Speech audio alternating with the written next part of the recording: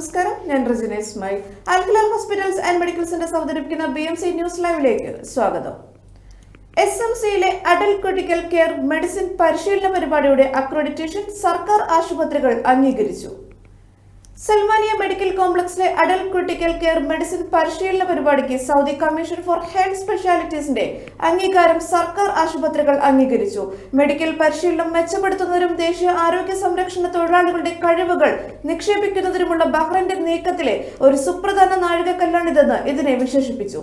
പ്രധാനമന്ത്രിയുടെ labour fund chairman His Highness Sheikh Isa bin Al ഖലീഫയുടെ നിർദ്ദേശങ്ങൾക്കനുസൃതമായി പ്രത്യേക പരിശീലനത്തിലൂടെ ബഹ്റൈന്റെ ആരോഗ്യ മേഖലയെ ശക്തിപ്പെടുത്തുക എന്ന ലക്ഷ്യത്തോടെയുള്ള വിപുലമായ സംരംഭങ്ങളുടെ ഭാഗമാണ് പുതിയ അംഗീകൃത പരിപാടി.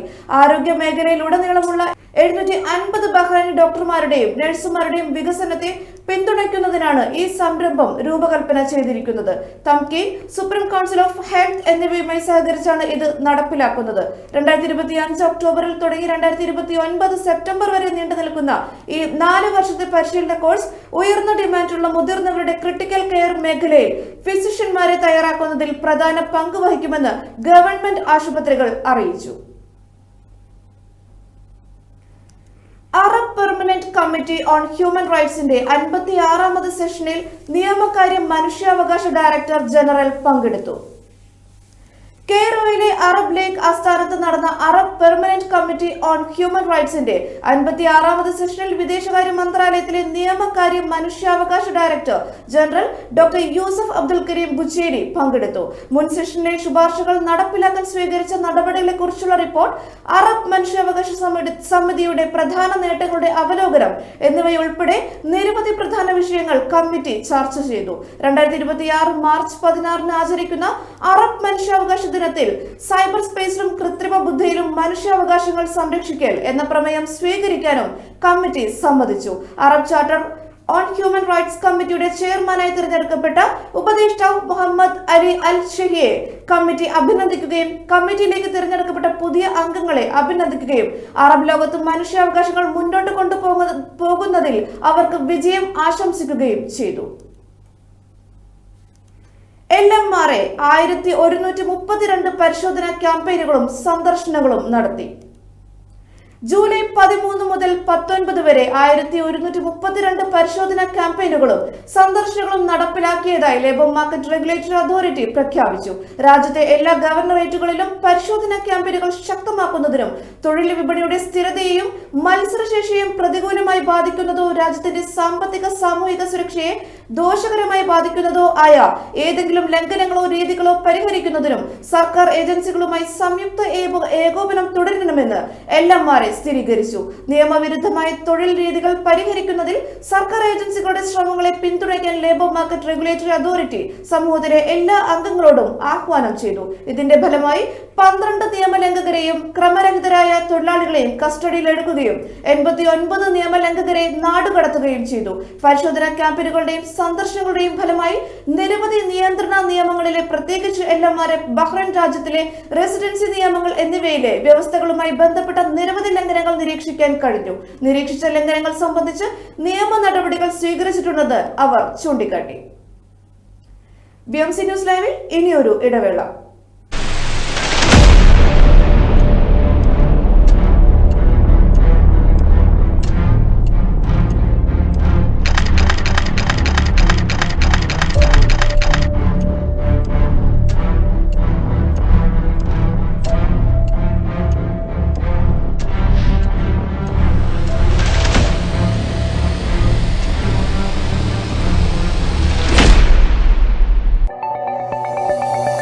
Our skin is the mirror of our soul. Our skin is our largest sensory organ. Our skin needs a healthy microbiome balance. This is regulated by its pH value, which protects the skin from pathogens, cold and ultraviolet rays.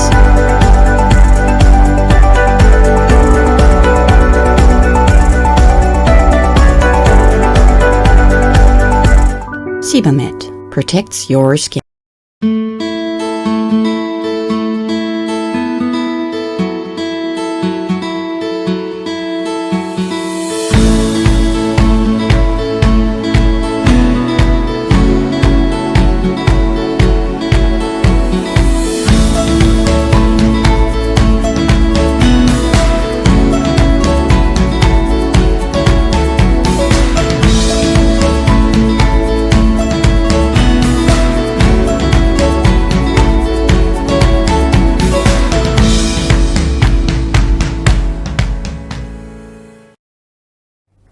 BMC news ലൈവിലേക്ക് വീണ്ടും സ്വാഗതം.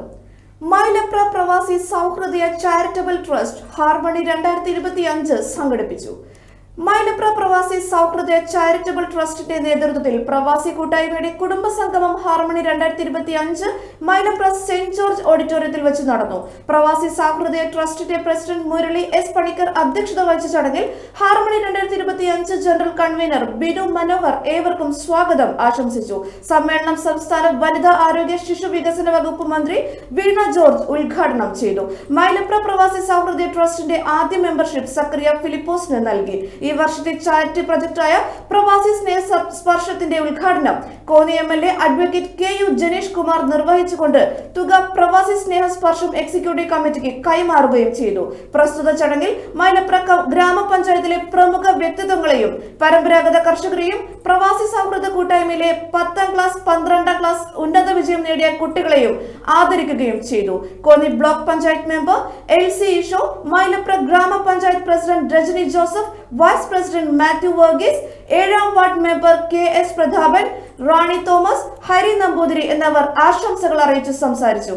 Trust secretary Aneesh Mylapra ഏവർക്കും നന്ദി പറഞ്ഞു. Kerala folklore academy അംഗം advocate Suresh സ്വാമിയുടെ നേതൃത്വത്തിൽ ബഡാബുറ സംഗീത വിരുദ്ധം അരങ്ങേറി. വേരറിവ് നേരറിവ് അധ്യാപക പരിശീലനം ഇന്ന്. മലയാളം മിഷൻ ബഹ്റൈൻ ചാപ്റ്ററിന്റെയും ബഹ്റൈൻ കേരളീയ സമാജം മലയാളം പാഠശാലയുടെയും ആഭിമുഖ്യത്തിൽ മലയാളം മിഷൻ അധ്യാപകർക്കായി സംഘടിപ്പിക്കുന്ന പരിശീലന കളരി വേരറിവ് നേരറിവ് ഇന്ന് നടക്കും. വൈകുന്നേരം 7 മണി മുതൽ 9 മണി വരെ സമാജം സബ് രാജൻ ഹാളിലാണ് പരിശീലനം. പ്രമുഖ നാടൻ കലാപ്രവർത്തകനും പരിശീലകനും ഷോർട്ട് ഫിലിം ഡോക്യുമെന്ററി സംവിധായകനും കേരള ഫോക്ലോർ അക്കാദമി യുവ പ്രതിഭ പുരസ്കാര ജേതാവുമായ ശ്രീ ഉദയൻ കുണ്ടംകുഴി പരിശീലനത്തിന് നേതൃത്വം നൽകും. ആശയാവതരണ രീതി അവലംബിച്ചുള്ള മലയാളം മിഷന്റെ മാതൃഭാഷാ പഠനം പഠിതാക്കൾക്ക് കൂടുതൽ ആകർഷകവും ആസ്വാദികരവുമാകുവാൻ അധ്യാപകരെ സഹായിക്കുന്ന തരത്തിൽ നാട്ടറിവുകളും നാട്ടുനന്മകളും അക്ഷരപ്പാട്ടുകളും പരിചയപ്പെടുത്തുന്നതിന്റെ ഭാഗമായാണ് പരിശീലന കളരി സംഘടിപ്പിക്കുന്നതെന്ന് ചാപ്റ്റർ ഭാരവാഹികൾ അറിയിച്ചു. കൂടുതൽ വിവരങ്ങൾക്ക് ബിജു M സതീഷ് 360454442, രജിത അനി 380444694 എന്നീ നമ്പറുകളിൽ ബന്ധപ്പെടാം. VSന് വിട നൽകി തലസ്ഥാനം, വിലാപയാത്ര വിപ്ലവ മണ്ണിലേക്ക്.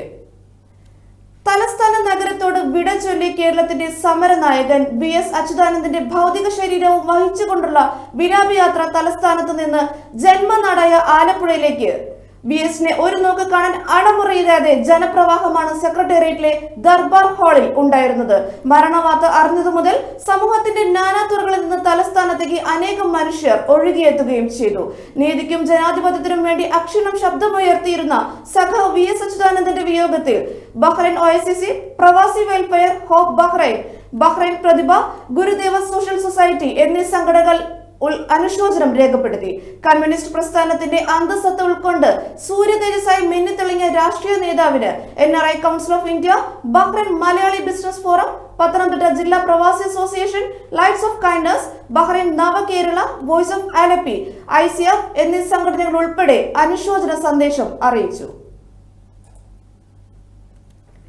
VSന്റെ സംസ്കാരം ആലപ്പുഴയിൽ ബുധനാഴ്ച പൊതു അവധി. അന്തരിച്ച മുൻ മുഖ്യമന്ത്രി VS അച്യുതാനന്ദനോടുള്ള ആദരസൂചകമായി ആലപ്പുഴ ജില്ലയിലെ സർക്കാർ ഓഫീസുകൾക്കും എല്ലാ വിദ്യാഭ്യാസ സ്ഥാപനങ്ങൾക്കും ജൂലൈ 23 ബുധനാഴ്ച അവധി പ്രഖ്യാപിച്ചു. ദേശീയപാതയിലൂടെ വിലാപയാത്രയായി ആലപ്പുഴ പുന്നപ്രയിലെ വീട്ടിലേക്ക് VSന്റെ മൃതദേഹം ഇന്ന് രാത്രിയോടെ എത്തിക്കും. ബുധനാഴ്ച ആലപ്പുഴ ജില്ലാ കമ്മിറ്റി ഓഫീസിൽ പൊതുദർശനത്തിന് വയ്ക്കും. തുടർന്ന് ആലപ്പുഴ പോലീസ് റിക്രിയേഷൻ ഗ്രൗണ്ടിലും പൊതുദർശനത്തിന് വയ്ക്കും. വൈകിട്ട് 3 മണിക്ക് വലിയ ചുടുകാട്ടിലാണ് സംസ്കാരം. BMC ന്യൂസ് ലൈവിൽ മറ്റൊരു ഇടവേള.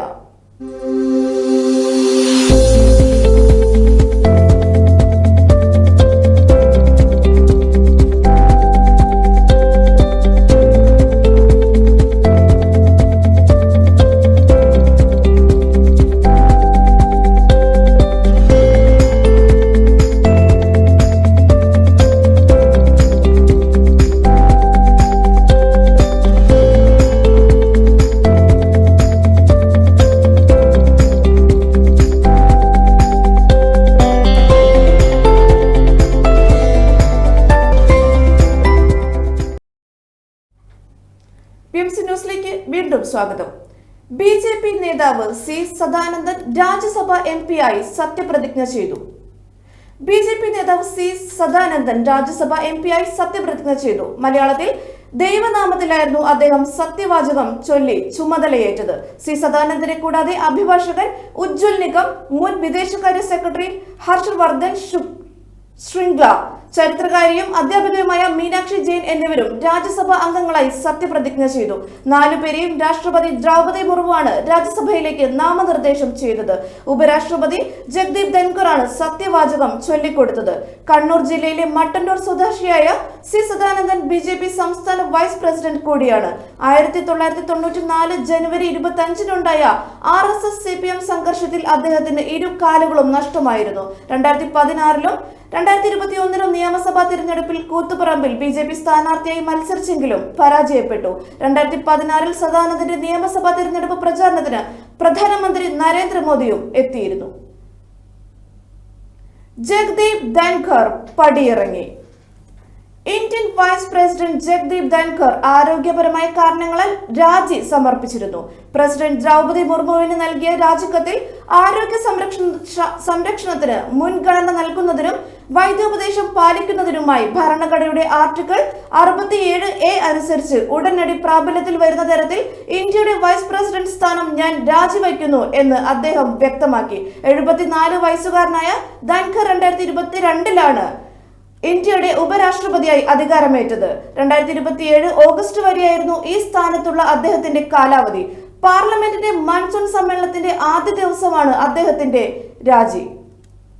ഈ വാർത്തയോടുകൂടി ഇന്നത്തെ BMC ന്യൂസ് മലയാളം വാർത്തകൾ പൂർണ്ണമാകുന്നു. ശുഭരാത്രി.